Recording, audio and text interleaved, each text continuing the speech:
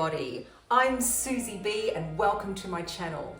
Today I want to share with you 5 health habits that are going to help you kickstart your 2025 in a great way.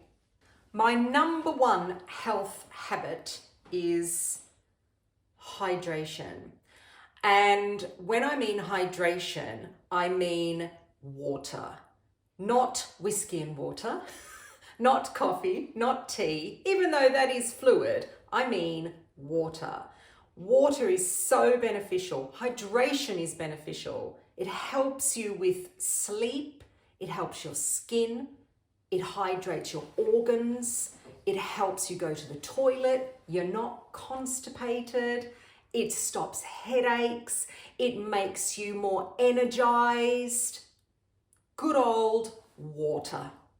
Over the last 6 months, I have made it a huge priority, in actual fact, my number 1 priority, to be more hydrated. And as a result, I don't have constipation. I used to suffer from constipation quite a lot. I don't get headaches. My skin is fantastic. I sleep. All those things that I mentioned earlier have all happened for me. So that is why it is my number 1 tip. As an Ayurvedic therapist, I know that there are issues with people increasing their hydration. They find it quite difficult. I found it quite difficult. But here are my habits that I got into to increase my hydration. It didn't happen overnight. This is something that I have adopted and I have grown. So don't expect it to happen overnight, because anything that you expect to happen overnight doesn't. It has to become a habit. So the first thing that I do is, as soon as I get up in the morning, the first thing that I actually do is I get a glass of water and I put some lemon juice in it. This is half a lemon. You can increase it to a full lemon if you want to. And I really enjoy drinking this. Not only is it good for me, for my hydration, the lemon is fantastic for me as well, because it is lovely and alkaline for my gut. I love coffee. I love my coffee every single morning, but instead of reaching for the coffee straight away, which is what I used to do, I now drink my glass of water. So while I've got the coffee machine on, or if you're going to use a plunger while you're getting everything ready, you might want to clean the kitchen a little bit, pour yourself a glass of water. And you don't have to do the lemon juice. You can do lime juice, or you can just put a little bit of cucumber in it if you want to, or just plain water, and drink that before you caffeinate. So hydration has to continue during the day, doesn't it? What I do is I put an alarm on my phone for 90-minute intervals, and I make sure that when that alarm goes off, I have a drink. I drink herbal tea as well. I make it a real point to drink the water. There are apps that you can get that remind you to drink. One thing that I'm not very good at is the amount. I get very kind of frustrated by having to drink a certain amount every day. But if you like that, then get yourself one of those big water bottles, or get yourself a big bottle that has 2 liters in it, or however much you want to drink. Fill it up and just pour from that, and just drink from the bottle if you want to, and drink that amount. I don't really like doing that. I just make sure that I drink regularly. When I first started increasing my water intake, I did pee more, a lot more.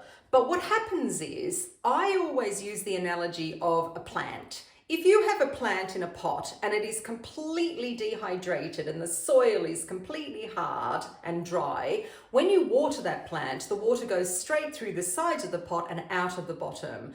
It's exactly the same with your bladder. As you increase the hydration into that compost or into that soil, the same thing happens in your body. Not only are you increasing the hydration in your bladder, but you're increasing it in the rest of your tissues. It will hold the water better in your body, and you won't have to go to the toilet for a wee as much. The next area that is going to make us healthier in 2025 is mental health. I'm going to quote Shakespeare here. Nothing is either good or bad, only thinking makes it so. I mean, it's easy for us to say, isn't it? And that quote from Shakespeare is all about being present. And present is here, me talking to you just now, not a minute ago, not a minute in the future, just now. When we think about the future, all we're doing is we're fantasizing. It's like a little movie that we're playing in our mind. It's not real. When we think about something that happened to the past, it's just a memory. It's not real. It's gone. It's totally, totally irrelevant to what is going on now. Not in half an hour's time, but now. Being present means stilling the mind. It's not off on a tangent 5 years ahead of you, 5 kilometers ahead of you. It's just quietening the mind. And it's quite confusing because we're not taught how to do this. It is actually quite natural, but we're not taught how to do it because we're taught to always be achieving, to always be stimulating, to always be doing something. I think for your mental health, for my mental health, the most important thing for me is to actually be present and still my mind. There are many ways you can do it.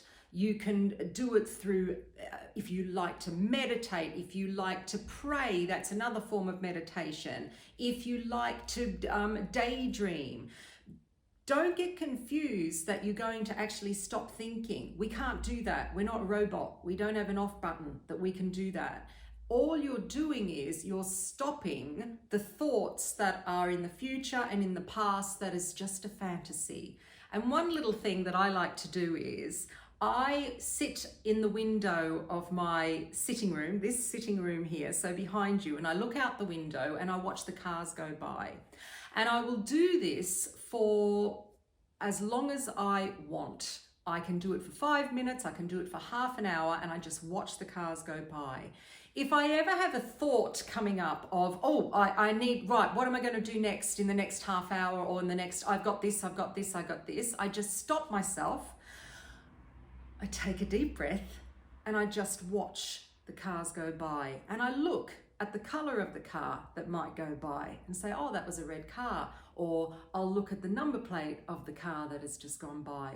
And that's what being present is. It just brings you back to what you're doing here and now. You can also relate it to your body. I like to also clock in to my body. So I'm sitting here on my settee. In a minute, I'm going to be getting up and I'm going to be filming my next section on your video.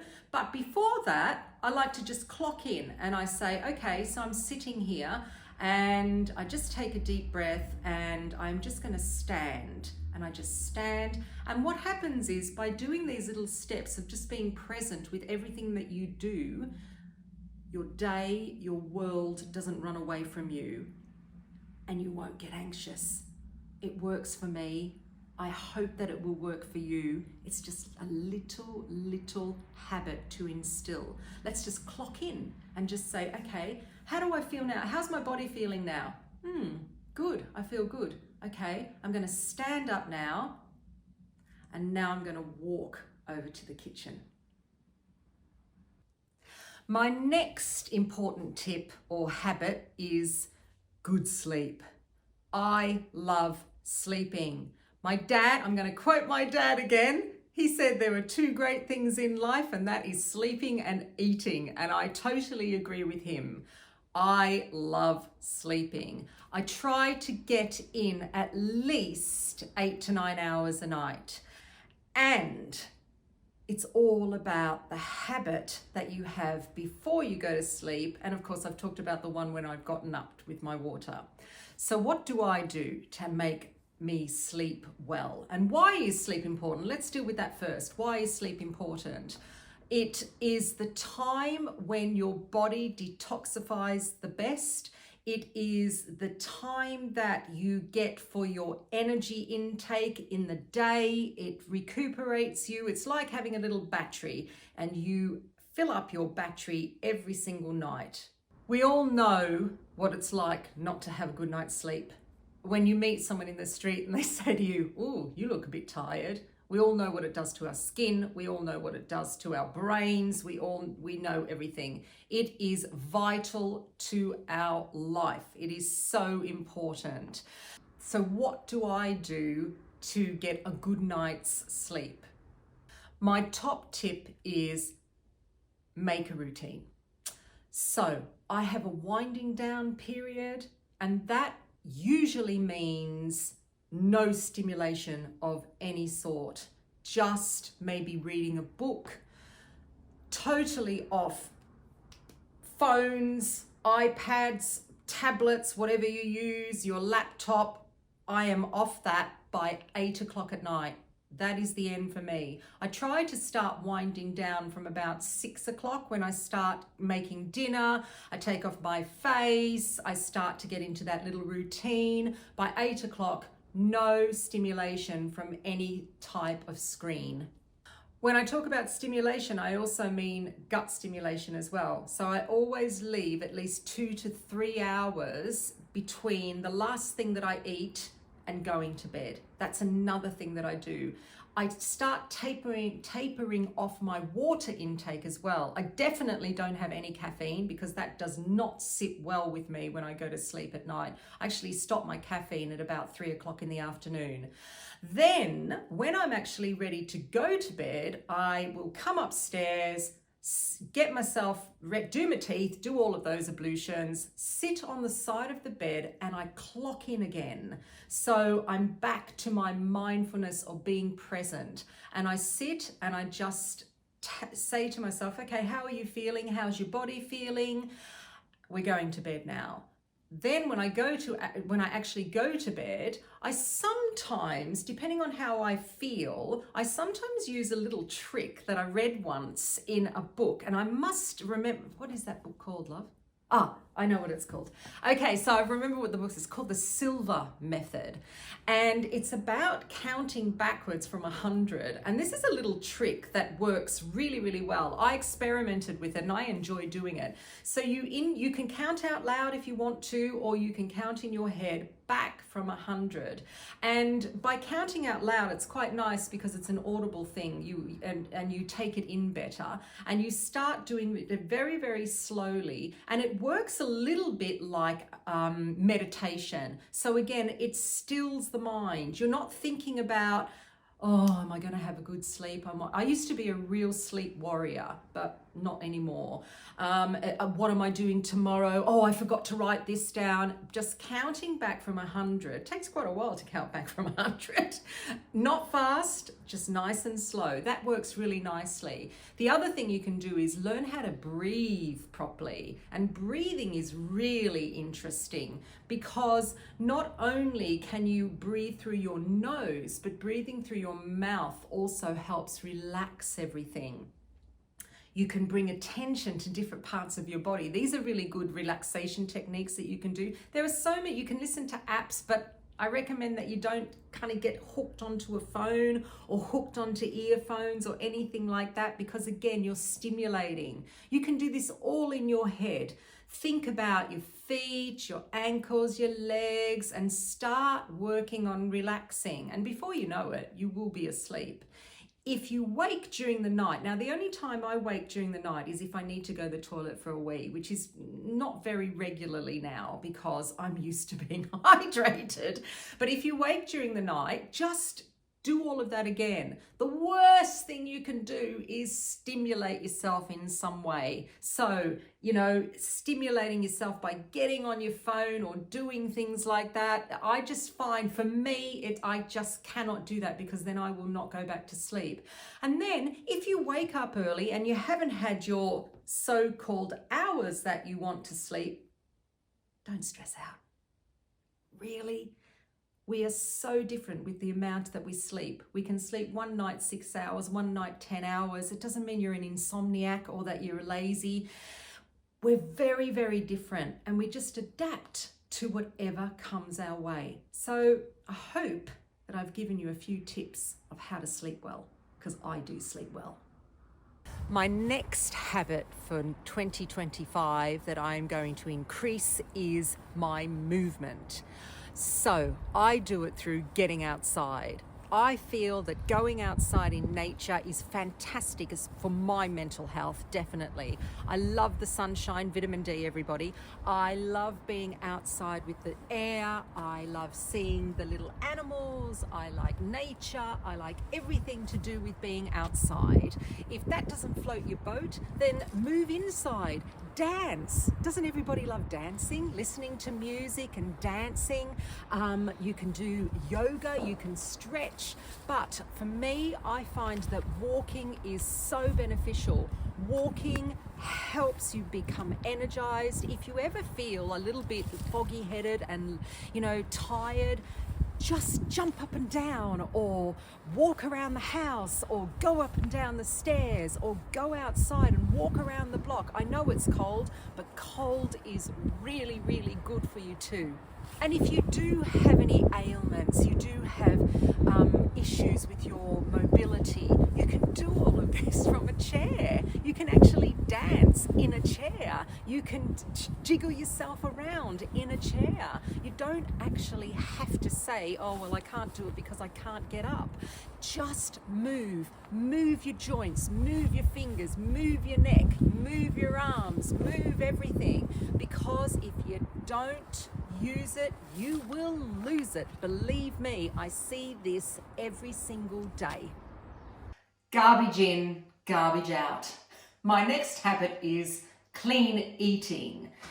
This did not happen overnight, believe me. This I had to work on. So 6 months ago, I got a ding moment in my head and I said, I'm going to give up drinking alcohol. It was actually quite easy, surprisingly, because I didn't think it would be, but I did. I gave up drinking alcohol. No particular reason, except that I just thought, nah, I'm a bit over this. From there, I then started looking at my refined sugar. And when I mean refined sugar, I mean, that white stuff, that stuff. And I started cutting that down.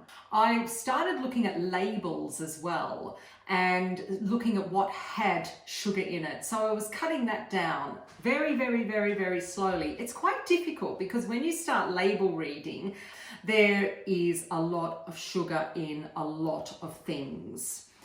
Then my next thing was, after I started with the sugar, I thought, okay, now I need to look at I had to think of the word there, ultra processed foods. Now that is a complete minefield, because if you do label read, then you will see that a lot of things that taste yummy are totally processed. And when I said garbage in, garbage out, that's more or less ultra processed foods.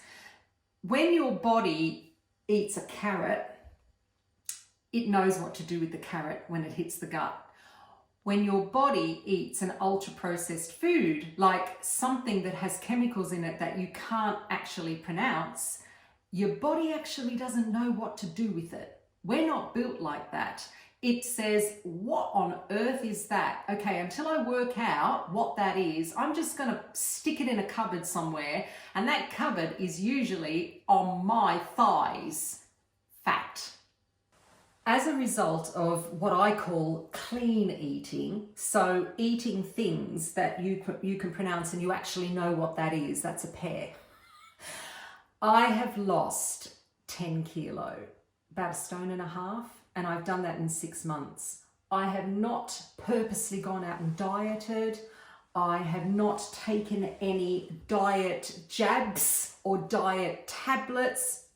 I've been there and done that in the past, so I know what that's like. But what I have done is I have started to eat anything that is real. So fruit, veg, I eat meat, eggs are real, anything that's real. if you're thinking about what is processed, anything that is usually in some form of kind of plasticky packaging, check it out.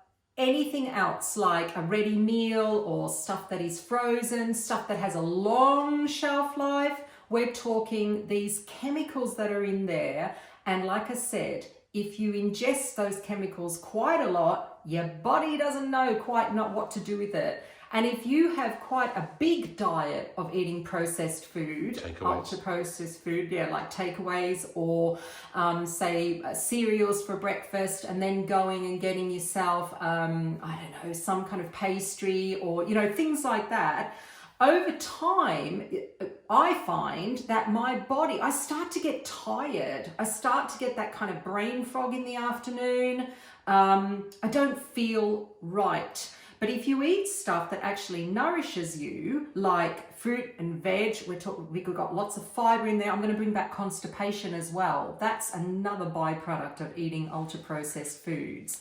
And if you eat fruit and veg, you're getting the fiber that you need. You don't have to then start having fiber tablets and fiber in your cereals. It's not necessary. It all comes through real food that is actually grown in the ground. So here are my tips for eating cleaner.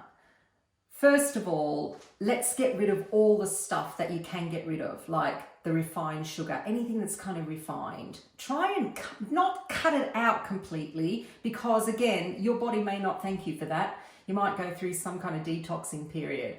But start maybe, again, this is awareness. Be aware of what you're putting in your mouth.